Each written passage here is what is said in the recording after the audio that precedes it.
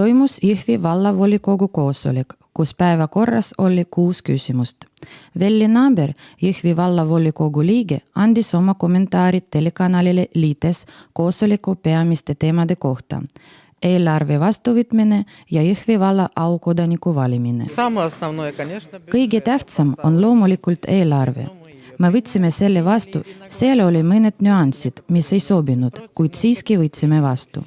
Ja loomulikult valisime aukodaniku, kelleks sai Voldemar Berilkovski.